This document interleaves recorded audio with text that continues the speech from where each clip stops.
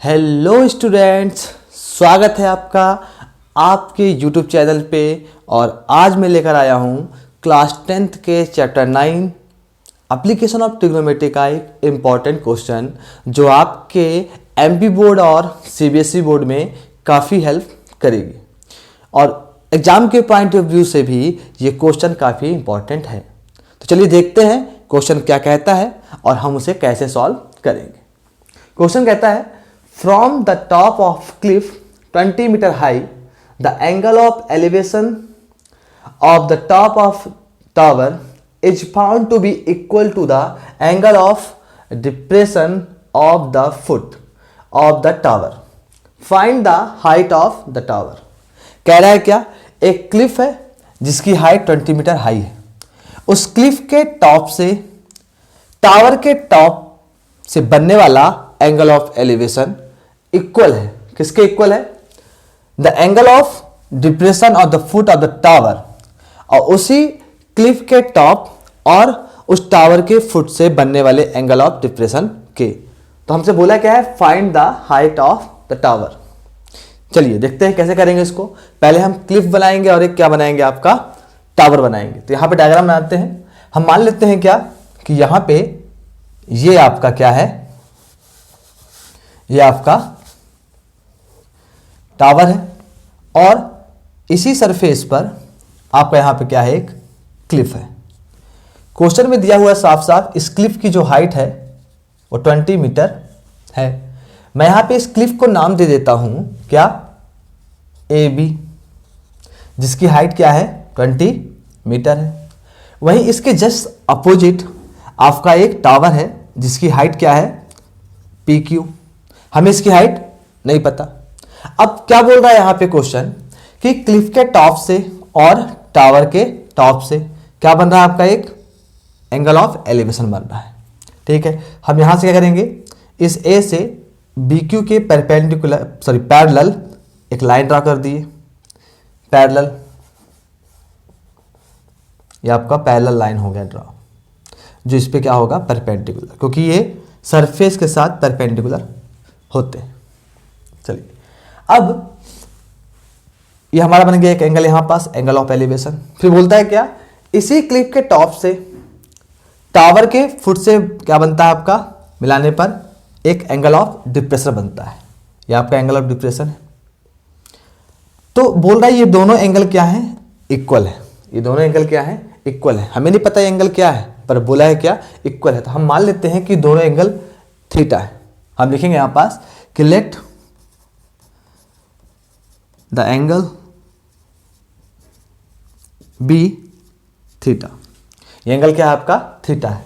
तो हम यहां लिख देंगे थीटा और यहां भी लिख देंगे क्या, थीटा। और अगर आप देख पा रहे हैं कि ये जो आपका लाइन है ए से लेकर इसको मान लेते हैं क्या, सी। जो ए सी है और जो बी क्यू है वो पैरेलल है, ये आपका ट्रांसवर्जल है। तो ये एंगल जो बन रहा है यहां पास, ये एंगल, ये, तो ये क्या होगा, आपस में इक्वल होगा। क्यों? क्योंकि ये आपका अल्टरनेट इंटीरियर एंगल है।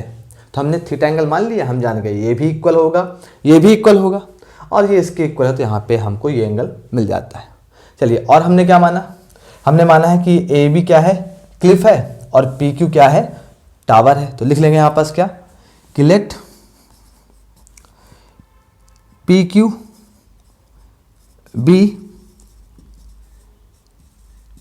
Height of tower and A B B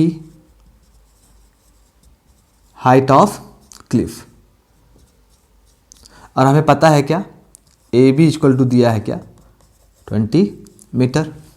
यहां तक क्लियर हो गया। चलिए हम एक चीज और मान लेते हैं क्या, कि ये वैल्यू क्या है, एक्स है। और अगर ये एक्स है तो हम ये देख पा रहे हैं एकदम वर्टिकली सरफेस से ऊपर की ओर है। इस कारण से ये भी क्या हो जाएगा आपका, ये जो पूरी वैल्यू है पूरी यहाँ से यहाँ तक, ये भी एक्स हो जाएगी। चलिए, चूंकि हम एप्लीकेशन ऑफ ट्रिग्नोमेट्री पढ़ रहे हैं, मतलब ट्रिग्नोमेट्री से ही रिलेटेड है ये, तो यहाँ पे हम जिस ट्रायंगल का यूज करने वाले हैं वो राइट एंगल ट्रायंगल होगा। और अगर आप देख पा रहे हैं तो आपको एक राइट एंगल ट्रायंगल यहाँ मिल रहा है, जहाँ पे इसकी कॉरस्पॉन्डिंग साइड अननोन है, ये हमें पता करना है। और इस ट्रायंगल में देखेंगे तो ये हमें नोन है, ये भी अननोन है, बट यहाँ हमने x माना हुआ है।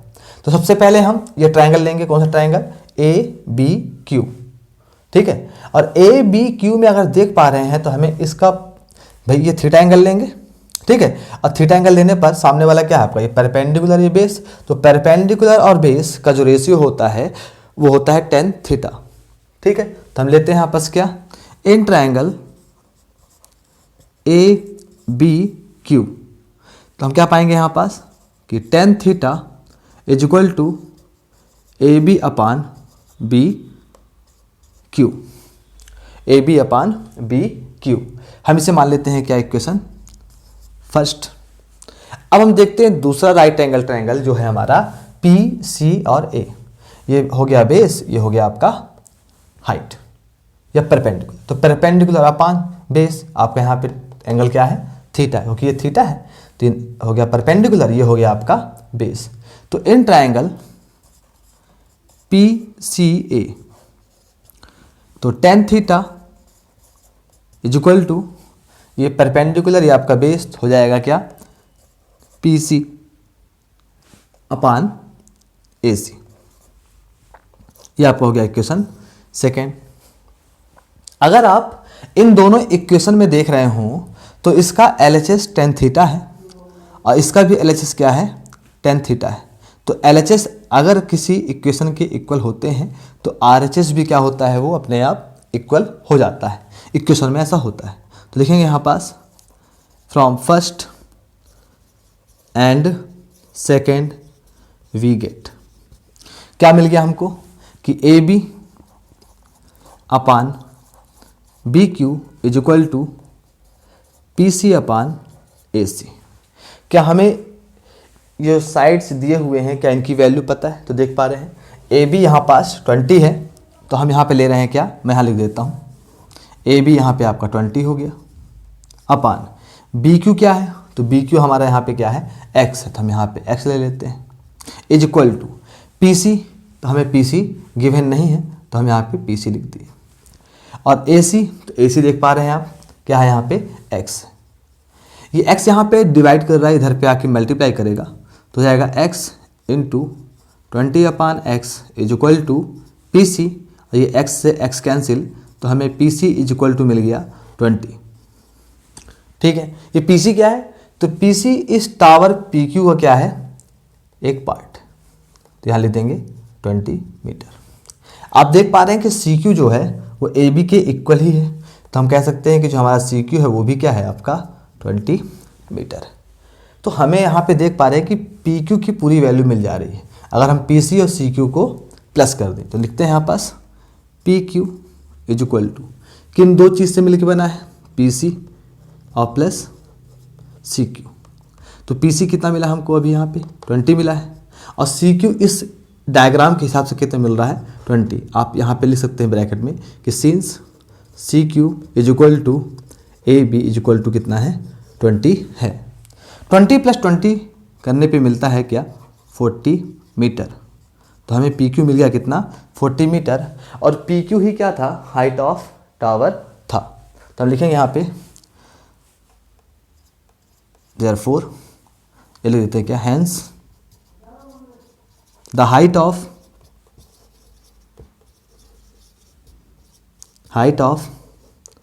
Tower hence the height of the tower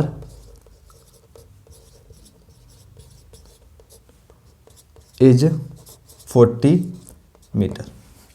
तो ये रहा इस क्वेश्चन का सॉल्यूशन। आप वीडियो को पॉज करके नोट कर लें, ठीक है। यदि आपको इस क्वेश्चन में किसी प्रकार के डाउट होते हैं तो आप कमेंट सेक्शन पे जा करके आप क्वेरी कर सकते हैं। यदि आपको किसी क्वेश्चन में डाउट हो रहा है तो आप वो कमेंट सेक्शन में जा करके पूछ सकते हैं। इस क्वेश्चन में हमें एंगल नहीं दिया हुआ था, बस एक इन्फॉर्मेशन दिया हुआ था कि यहाँ पे एंगल ऑफ एलिवेशन और एंगल ऑफ डिप्रेशन इक्वल हैं।